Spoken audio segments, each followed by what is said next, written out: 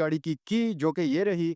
यहाँ पर हमारे पास रिमोट की आती है और क्योंकि ये पुश स्टार्ट वाला वेरिएंट है तो इसके अंदर आपको स्मार्ट की मिलती है स्मार्ट एंट्री सिस्टम के साथ।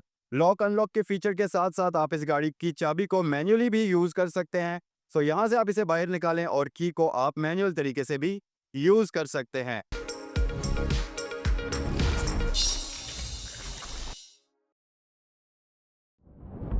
अस्सलामुअलैकुम guys, welcome to the channel. मेरा नाम है ज़ैनुल आबिदीन और आज हम देखेंगे निसान डेज़ एक्स 2021 मॉडल। ये 2024 की इंपोर्ट है और 3 ग्रेड की व्हीकल है। 3450 इस गाड़ी की आस्किंग प्राइस है और आज की वीडियो में इस गाड़ी को हम देखेंगे डिटेल से। इसके एक्सटीरियर और तमाम तर स्पेक्स और फीचर्स आपके साथ शेयर करेंगे। सो वीडियो को लास्ट तक देखिएगा और अगर इस वीडियो को देखने के बाद आपको ये गाड़ी अच्छी लगे, आप इसे खरीदना चाहें तो ये गाड़ी यहाँ सैगल मोटर्स पर अवेलेबल है। इससे रिलेटेड कोई भी इंफॉर्मेशन हासिल करने के लिए स्क्रीन पर दिए हुए नंबर्स पर आप कॉल भी कर सकते हैं। गाड़ी ऑलरेडी स्टार्ट है, लाइट्स को ऑलरेडी मैंने ऑन किया हुआ है, तो चलें इसका रिव्यू डिटेल में हम स्टार्ट करते हैं। सबसे पहले तो मैं आपको दिखाता हूँ इस गाड़ी की जो कि ये रही। यहाँ पर हमारे पास रिमोट की आती है और क्योंकि ये पुश स्टार्ट वाला वेरिएंट है तो इसके अंदर आपको स्मार्ट की मिलती है स्मार्ट एंट्री सिस्टम के साथ। लॉक अनलॉक के फीचर के साथ साथ आप इस गाड़ी की चाबी को मैन्युअली भी यूज़ कर सकते हैं। सो यहाँ से आप इसे बाहर निकालें और की को आप मैन्युअल तरीके से भी यूज़ कर सकते हैं। सो आइए गाड़ी की तरफ अब हम डिटेल से आते हैं। ऑलरेडी गाड़ी स्टार्ट है और इसका एक्सटीरियर आपको मैंने दिखा चुका हूँ। आइए ज़रा इंटीरियर पर एक नज़र डालते हैं। ऑलरेडी गाड़ी स्टार्ट है और इसका इंटीरियर आपको मैं दिखाता हूँ। ये आप देख सकते हैं जी, इस गाड़ी का इंटीरियर जो कि कुछ इस तरह से आपको नज़र आएगा। और जल्दी से आपको इसका रियर इंटीरियर भी दिखाते हैं और फिर हम करते हैं इसके बारे में डिटेल से बात। सो ये है जी इस गाड़ी का रियर इंटीरियर। आइए जी, अब हम आते हैं गाड़ी के फ्रंट की तरफ और डिटेल से इस गाड़ी के बारे में डिस्कशन करते हैं। फर्स्ट अप, फ्रंट साइड से ये गाड़ी बड़ी ही एग्रेसिव लुक्स के साथ आती है और जैसा कि आप देख सकते हैं इसमें आपको जगह जगह पर काफ़ी ज़्यादा क्रोम का यूज़ हुआ हुआ मिलेगा। ग्रिल की अगर बात करते चलें तो यहाँ पर निसान की ब्रांडिंग के साथ आपको क्रोम के कॉम्बिनेशन के साथ ग्रिल मिलती है और यहाँ पर काफ़ी अच्छा वेंटिलेशन के लिए आपको एरिया मिलता है। न सिर्फ ऊपर बल्कि यहाँ और यहाँ भी आपको वेंटिलेशन के लिए एरिया मिलता है। तो ये आप इसका रेडिएटर देख रहे होंगे जिसके आगे एसी का कंडेंसर लगा है और इसके बिल्कुल पीछे इस गाड़ी का मेन रेडिएटर होता है। उसके साथ साथ ये गाड़ी सेफ्टी फीचर्स के अंदर आपको पार्किंग सेंसर्स फ्रंट पर ऑफर करती है। लाइट्स की अगर बात करते चलें तो इस गाड़ी के अंदर आपको वैसे तो हैलोजन बल्ब्स में लाइट्स दी जाती हैं, लेकिन अच्छी बात यह कि ये लाइट्स ऑटोमेटिक फीचर के साथ आती हैं, तो डे लाइट को सेंस करते हुए ये ऑन भी होंगी ऑफ भी होंगी। अभी करंटली मैंने खुद इनको मैनुअल तरीके से ऑन किया हुआ है। बाकी इनमें आपको एडजस्टमेंट भी दी जाती है। यहाँ पर पार्किंग लाइट है और इंडिकेशन का ऑप्शन आपको दिया जाता है और साथ ही साथ इसकी लाइट्स के अंदर आपको क्रोम का कॉम्बिनेशन भी मिलेगा जो कि गाड़ी की फ्रंट लुक को काफ़ी इनहेंस करता है। उसके अलावा विंड स्क्रीन के अंदर आपको यहाँ पर एक कैमरा मिल जाएगा जो कि इसके रेडार के फीचर्स को सपोर्ट करता है। सो वीडियो में आगे चलकर इन चीज़ों के बारे में हम डिटेल से बात करेंगे। ओके, साइड लुक्स की बात करते हैं और इस गाड़ी के सबसे पहले तो आप एक वाइड व्यू में साइड लुक्स देख लीजिए और रिम्स की तरफ अगर हम आ जाएं तो यहाँ पर हमारे पास अलॉय रिम्स का ऑप्शन आपको प्री इंस्टॉल्ड मिलता है और ये 14 इंचेस के रिम्स आपको इसमें मिलते हैं। निसान की ब्रांडिंग मौजूद है। टायर साइज की बात करें तो 155/65 का डनलॉप का टायर इस गाड़ी के अंदर इंस्टॉल्ड है जो कि बहुत अच्छी हालत के अंदर है। उसके अलावा यहाँ पर आपको एक अदद इंडिकेटर मिलता है और साइड मिरर्स की अगर बात कर ली जाए तो इसके साइड मिरर्स बॉडी कलर्ड होने के साथ साथ इलेक्ट्रिकली फोल्ड भी होते हैं, अनफोल्ड भी होते हैं और ये इलेक्ट्रिकली कंट्रोल्ड भी होते हैं।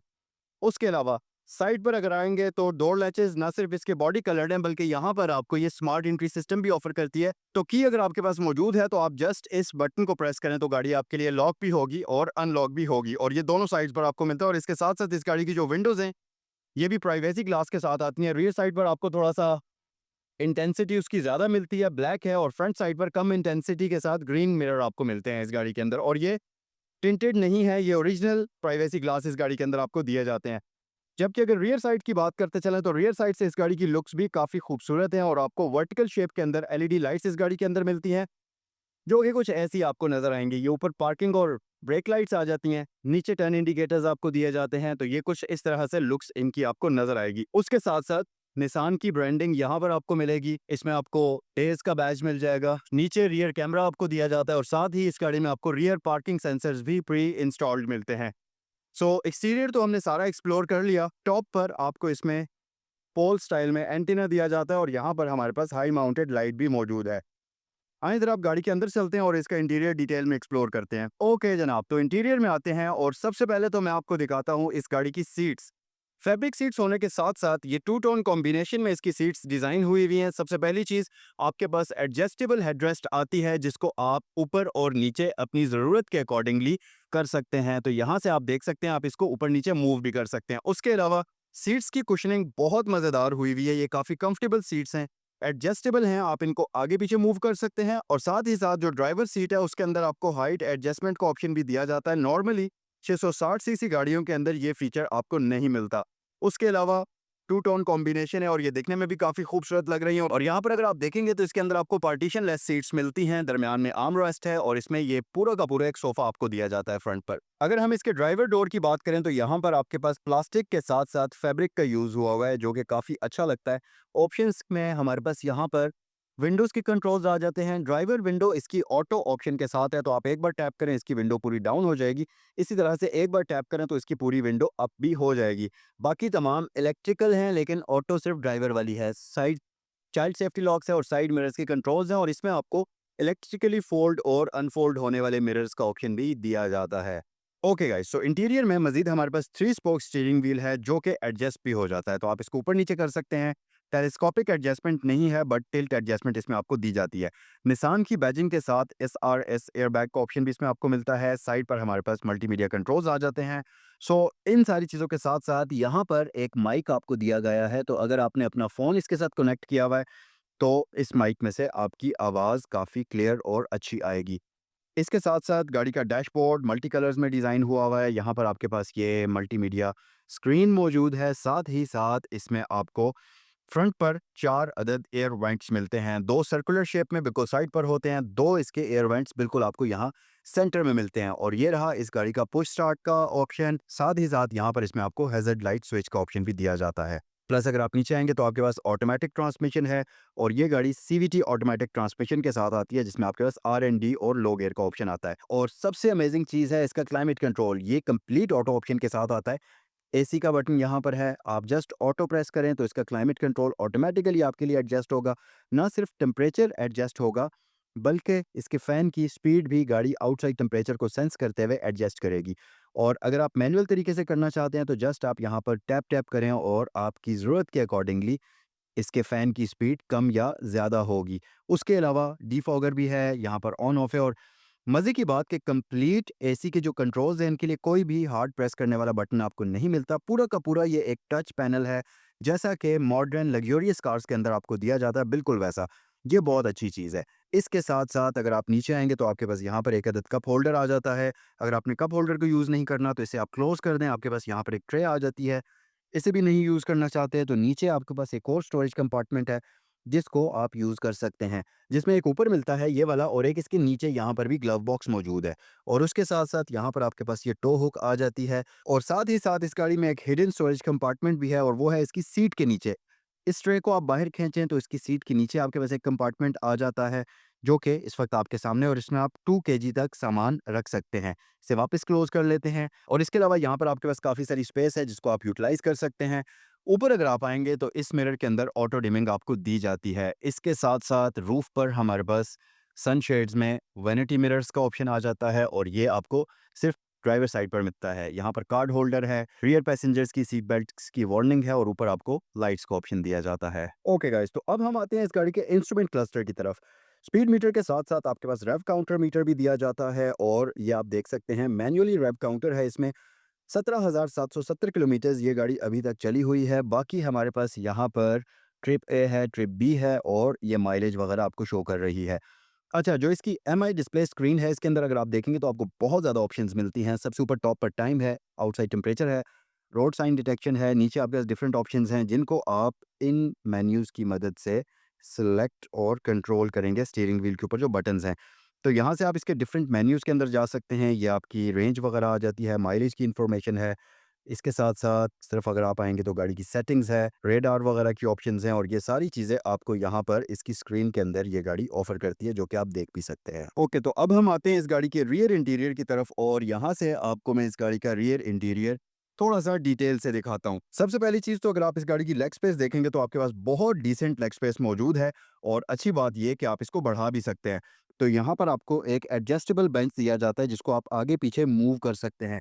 सो बेसिकली ये एक बहुत ही प्रैक्टिकल किस्म का बेंच होता है। इसमें आप अपनी गाड़ी की अगर लेग स्पेस बढ़ाना चाहें तो आप इस बेंच को पीछे मूव कर लें, और अगर आपने बूट स्पेस बढ़ानी है तो आप इस बेंच को आगे मूव कर लें, और फुल आगे मूव करने के बाद भी आपके पास इतनी स्पेस है कि आप अपनी लेग्स को आराम से मूव कर सकते हैं। बहुत ही एक कंफर्टेबल किस्म की सीटिंग पोजीशन बनती है। लेकिन अगर आप इसको पीछे मूव कर लेते हैं तो फिर तो आपके पास बहुत ही ज़्यादा यहाँ पर लेग रूम बच जाता है। और एक और अच्छी चीज़ ये कि इसकी ये जो सीट्स हैं इनको आप फोल्ड भी कर सकते हैं, और इनमें आपको 50-50 का स्प्लिट भी मिलता है। तो इस तरीके से आप फोल्ड करें और इसकी बूट स्पेस आप बढ़ा भी लें। एक और बड़ी अमेजिंग चीज़ ये है कि अगर आपने इसकी सीट्स के एंगल को एडजस्ट करना है, लेट्स से ये सीट यहाँ पर लॉक्ड है, अगर आप ऐसे बैठना चाहते हैं, सीट बूट स्पेस में आपने ज़्यादा सामान रखना है, आप वो कर लें, या अगर आपने कंफर्टेबल होकर बैठना है तो आप इसकी सीट को एक एंगल और पीछे ले जाएँ, तो यहाँ पर आप थोड़ा-सा और ज़्यादा कंफर्टेबल हो जाएँगे। और अगर आप चाहते हैं कि आपने बहुत ज़्यादा कंफर्टेबल होकर बैठना है तो आप इसकी सीट को फुल पीछे ड्रॉप कर लें, और यहाँ पर आपके पास बहुत ही ज़्यादा कंफर्टेबल किस्म की सिटिंग पोजीशन बनती है। तो बेसिकली ये बिल्कुल सोफ़े की तरह से ये सीट्स बन जाती हैं। और अगर आपने डिग्गी में से इस पूरे बेंच को आगे पीछे मूव करना है तो इस लैच को आप खींचें, और अब आपके पास ये पूरा का पूरा बेंच आगे और पीछे मूव हो सकता है, और यहाँ से आप इसकी सीट्स को भी एडजस्ट कर सकते हैं। तो ये बहुत ही अच्छी ऑप्शन इस गाड़ी के अंदर आपको दी जाती है। बाकी ये जो सोफ़ा है इसकी कुशनिंग आप देख सकते हैं, ये काफ़ी मज़ेदार हुई हुई है। बहुत ही कंफर्टेबल किस्म की सिटिंग पोज़ीशन ये आपको ऑफ़र करती है, और साथ ही साथ इसका फ्लोर बिल्कुल फ्लैट है, तो 3 बंदे आराम सुकून से इस गाड़ी के अंदर ज़बरदस्त तरीके से सफ़र कर सकते हैं। ओके, तो अब हम आते हैं इस गाड़ी की बूट स्पेस की तरफ, जो कि आपको यहाँ नज़र आ रही होगी। मैं इसको सीट को थोड़ा-सा ऊपर कर लेता हूँ ताकि आपको बूट स्पेस का सही अंदाज़ा हो जाए। अब ये इसकी मिनिमम बूट स्पेस है, लेकिन अगर आप इसको बढ़ाना चाहते हैं तो सिंपल इस लैच को प्रेस करें और इसको आगे ले जाएं, और ये है इस गाड़ी की मैक्सिमम बूट स्पेस पैसेंजर्स को बिठाने के बाद। लेकिन अगर आपने और भी ज़्यादा बूट स्पेस बढ़ानी है तो फिर इस तरीके से आप इसकी सीट्स को फोल्ड करते हुए इस पूरी बूट स्पेस को आप यूज़ भी कर सकते हैं, जो कि एक कंप्लीट कार्गो वैन की जितनी आपको बूट स्पेस इस गाड़ी के अंदर मिल जाती है।